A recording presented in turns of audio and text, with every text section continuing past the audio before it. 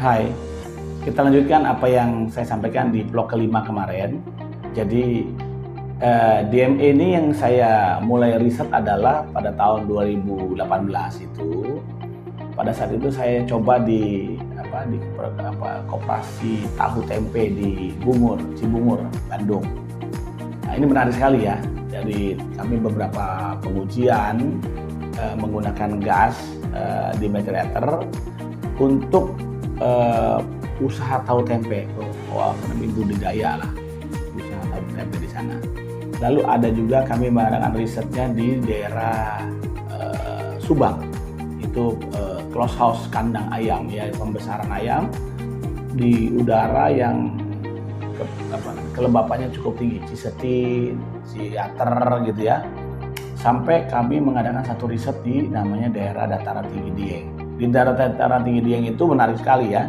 Kami mengadakan satu risetnya bersama dengan beberapa stakeholder yang ada untuk sekitar 20-an pengusaha karika. Karika itu adalah pepaya kecil yang dibikin manisan, yang dibuat manisan. Itu adalah makanan khas di Dieng. Jadi kalau ke sana jangan lupa tuh beli karika. Nah, terus kami mengadakan satu uji pakai selama 12 jam. Jadi satu harian kami adakan satu penelitian.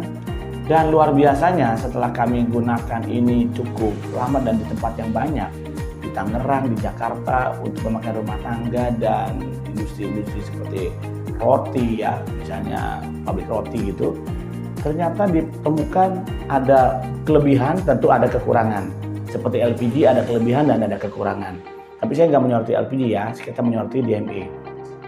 Akhirnya disimpulkan bahwa DMA ini adalah gas yang tepat digunakan untuk kegiatan memasak dengan api sedang sampai rendah, atau disebut dengan orang-orang dunia perapian itu dunia perapian disebut slow cooking. Jadi itu masak seperti karika, mungkin dalam arti dia bikin dodol gitu ya, pabrik roti gitu yang pakai apinya nggak harus besar. Lain dengan penggunaan pada pabrik tahu tempe itu yang harus apinya besar ya. Perusahaan tahu ya.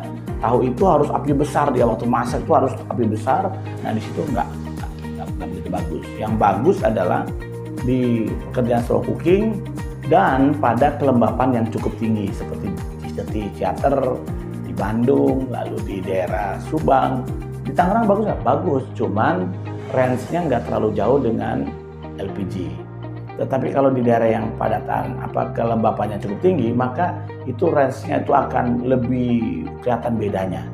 Nah, saya sudah menggunakan gas DMA juga untuk rumah tangga di rumah saya ya. Jadi itu penggunaannya bisa hemat di antara misalnya kalau gas rumah tangga 9 kilo untuk 3 minggu, misalnya rumah tangga prasejahtera sampai sejahtera kan boleh pakai gas melon ya. Ya, 3 tabung 3 kilo berarti 9 kilo, maka penggunaan DMA hanya menggunakan 5,5 kilo, itu perbedaannya. Tapi di daerah Ciseti dan di daerah misalnya Dieng kemarin ya, karika itu untuk 100 kilo karika dalam kerja 8 jam sama-sama dengan satu gasnya LPG, satu gasnya DMA, maka dihasilkan kalau untuk penggunaan LPG membutuhkan 12 kilo dalam 8 jam itu untuk 100 kilo karika. Sedangkan DMA hanya membutuhkan 5,5 kilo. Wah, dahsyat sekali ya. Ternyata kalau dikaji, ya ini secara umum saja saya melihat bahwa bukan karena LPG-nya kurang baik, tapi pada suhu itu dia kurang maksimal. Sedangkan DMA maksimal pada suhu itu. Makanya ini adalah satu peluang buat kita, baik kita konsumen maupun para pedagang berikutnya akan mendapatkan manfaat dari DMA. Karena itu saya akan ceritakan bisnis plan DMA di vlog berikutnya. Sampai ketemu di vlog berikutnya. Bye.